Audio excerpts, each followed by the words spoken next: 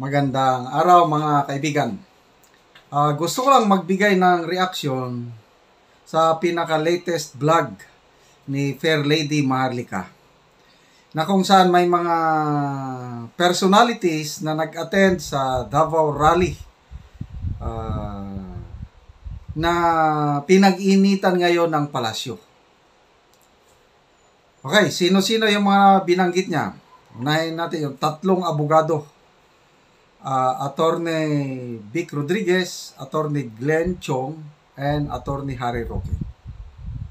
So, according sa puting ahas ni Fair Lady Maharlika is gigipitin ng palasyo itong tatlong abogado na nagsalita sa Davao sa Leaders Forum. Isang grupo ng mga tao na gigipitin din ay ang mga pulis na nandun para i-secure ang rally na walang mangyaring masama o hindi magkagulo. According to the puting ahas ni Fair Lady Maharlika is paparusahan itong mga pulis na ito. Then pangatlong revelation ni Maharlika is ang palasyo mag-employ ng mga trolls, mga social media influencers sa TikTok, Instagram ba o Facebook para pabuluhanan ang mga pasabog ni PRRD sa Davao Rally na yun. Okay, so unahin ko muna yung mga kawawang kapulisan natin. Trabaho ng pulis na pag may ganyang mga rallies, it's a peaceful rally with permit, I suppose, dapat nandiyan ang pulis. Kahit anong purpose ng rally ngayon, dahil approved ng city government yung rally na yon, ang pulis to serve and protect. Diba? So, ano ang kasalanan ng mga pulis na nandun sa rally at nagbantay man lang para walang mangyaring masama? So, alam naman natin yung basta galing sa mga puting ahas ni Maharlika, halos lahat nagkakatotoo. Kaya lang, for the sake of argument, sabihin lang natin, aligasyon. Kung totoo itong aligasyon ni Maharlika based from her puting ahas, na ulitin ko, most of the time nagkakatotoo. Kung totoo ito, ano naman, kawawa naman ang ating mga kapulisan. Di ba? Ipagtatapon daw sila sa malalayong lugar. I-reassign somewhere. Parang parusa. So, kung totoo ito at kung gagawin nga ng administrasyon, nako, kawawa ang mga pulis. At I tell you, magkakaroon ito ng negative impact sa moral ng ating kapulisan. Walang kasalanan ang mga pulis na nandun, na nagbantay sa rally. Trabaho ng pulis yan. Yon ang aking opinion. Sana naman hindi gagawin. Kaya lang, alam nyo naman, basta galing sa puting ahas ni Maharlika, wala pa akong matandaan ng napalpak na mga revelasyon ni Maharlika. Halos lahat nagkakatotoo. Pangalawa, yung tatlong abogado. Pinaghahanda ni Maharlika si Attorney Vic Rodriguez, Attorney Glenn Chong, and Attorney Roque. Unahin natin si Attorney Vic Rodriguez. Kasi nung kainitan ng issue, yung bago nila tanggalin sa pwesto as Executive Secretary si Attorney Vic, kung ano-anong mga paratang. Isa na yan, yung offshore account. Ano pa, yung magkapatid daw ang wife na Attorney Rodriguez at yung wife ng Pastrana na na-appoint sa PPA.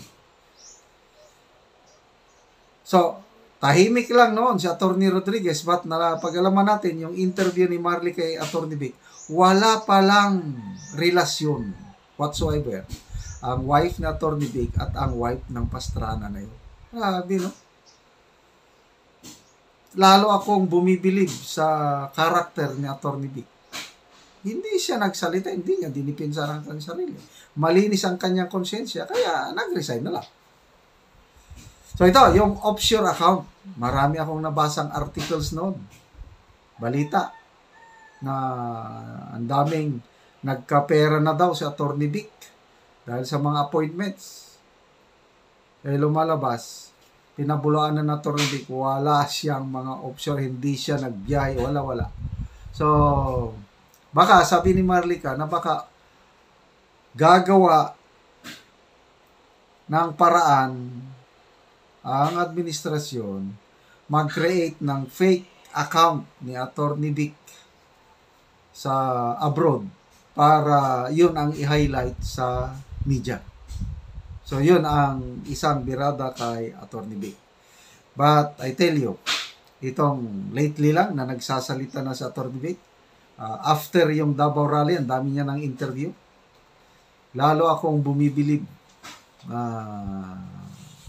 namamangha sa pagkatao ni Atty. Vic. Saludo ako sa abogadong ito. Okay, si Atty. Glenn Chong naman ay matagal na yan. Wala nang kaba. Yung kanyang sworn affidavit na inaakusahan niya si First Lady Lisa na nakipag-meeting sa COMELEC. Dapat noon pa nila kinasuhan. Bakit hindi nila kinakasuhan up to now? So, matibay. Hindi nila basta matitibag si Atty. Glenn Chong kasi palagay ko may hawak na alas ito eh. Pero may 6 na taon na nagsama sila sa Marcos family tungkol dyan sa electoral protest noon ni BBM as losing vice presidential candidate. Tapos ito lang nangyari. Nagkahiwalay na sila ng landas. So, I have no worries with Atty. Vic and Atty. Glenn Chong. Lalo na sa Atty. Roque. Ito talagang very vocal.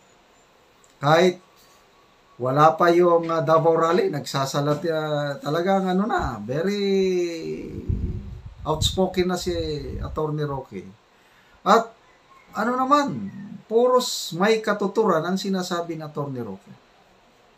Isa siya sa mga pinapanood kong vlogger. Kaya saludo ako dito kay Atty. Roque. Silang tatlo, Atty. Glenn Chong and Atty. Vic Rodriguez. So, to me, bring it on. Kayang-kaya nitong tatlong abogado kung paninira lang. Hindi nila kayang sirain ang pagkatao nitong tatlo. Okay, punta tayo sa magre-recruit daw ang administrasyon ng mga social media influencers, TikTok, Instagram, Facebook para yung battle of perception. Kasi grabe yung pasabog ni Tatay Digong, yung may addict tayong presidente, gumagamit ng cocaine, something like that. Pag walang counter, maniniwala ang taong bayan. Kaya naintindihan ko ang predicament ng palasyo na they will do everything they can para labanan ang perception ng tao para hindi maniwala ang tao. At yun na nga, according to Marlica, pupunduhan niya ng PCSO yung ibabayad sa mga vloggers. Pupunduhan ng Kongreso, according to Marlica. Sabi ko. Para may mga binanggit ni Marlica na target na number of posts, number of videos per day, per week, per month. So, labanan po talaga ito ng perception. Ang mainstream media, alam naman natin, halos pabor na sa administrasyon. Dito na lang sa social media ang laban. So ako, palaging nanonood kay Marlica at ito lang aking trabaho lang. Kung anong naintindihan ko, expound ko para ang taong bayan mas maimpormahan. A well-informed citizenry is the foundation of a strong democracy. Kaya tayo po, mga netizens, patuloy lang po tayo sa pagmamatyag, pagiging pakikialam sa nangyayari sa ating bansa. At patuloy po tayong magpapahayag para the more tao na ma-inform, mas maganda para mapanatili ang ating demokrasya, freedom of expression.